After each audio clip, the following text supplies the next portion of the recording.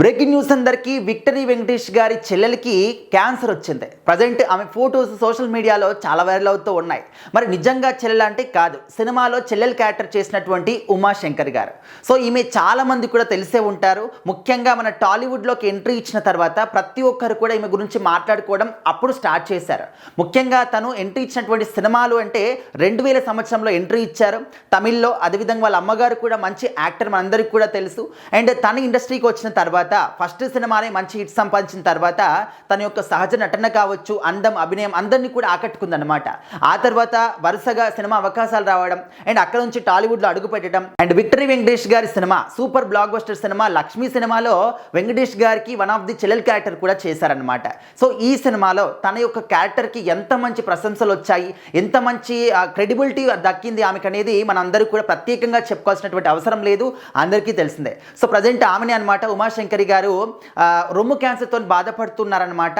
So దానికి సంబంధించినటువంటి post తనే సోషల్ మీడియా అకౌంట్లో షేర్ చేశారు. అంటే ఏదో హెల్ప్ అడుగుతున్నట్టు ఇలాంటి విషయం కాదండి. సో అంటే తను ముఖ్యంగా సినిమా ఇండస్ట్రీలో మంచి పేరు వస్తుంది, ఇప్పుడిప్పుడే మంచి అవకాశాలు వస్తున్నటువంటి ఈ సమయంలోనే పెళ్లి చేసుకున్నారు.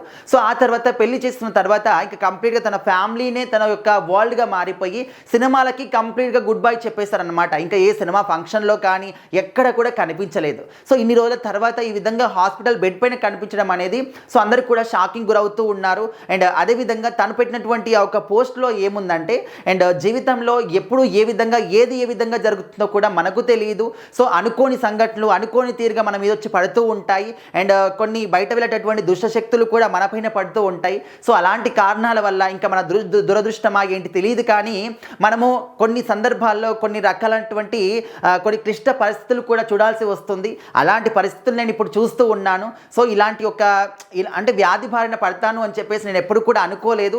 చాలా బాధగా నొప్పిగా అనిపిస్తుంది. అయినప్పటికీ కూడా ధైర్యంగా ఉన్నారన్నమాట తను. ముఖ్యంగా చాలామంది కూడా ఇలాంటి రొమ్ము క్యాన్సర్ కావచ్చు, బ్లడ్ క్యాన్సర్ వచ్చినప్పుడు ఇంకా వాళ్ళలో ఉన్నటువంటి ఆ ధైర్యం మొత్తాన్ని కూడా కోల్పోతూ ఉంటారు. ఇంకా నా పని అయిపోయింది, నా లైఫ్ ఇంతే అని చెప్పేసి ఇంకా అంటే ఆ రోగం అనేది సగం మన యొక్క జీవితాన్ని తీసేసుకుంటే మనలో ఉన్నటువంటి ఒక అధైర్యం అనేది ఇంకా ఎక్కువగా ఉన్నటువంటి ఒక కంప్లీట్గా తీసేస్తుంది అనమాట. మన ప్రాణాన్ని మొత్తం కూడా తీసేస్తుంది. సో ఆ విధంగా ఎవరు కూడా ఎలాంటి చిన్న ఫీవర్ వచ్చినా ఏదైనా కూడా మనం అధైర్యపడకుండా ధైర్యంగా ఉంటే అదే సగం మందన్నమాట మన యొక్క రోగానికి. సో ఆ విధంగా తను మాత్రం ఈ యొక్క పోస్ట్లో కావచ్చు చూస్తున్నప్పుడు చాలా ధైర్యంగా కనిపిస్తున్నారు.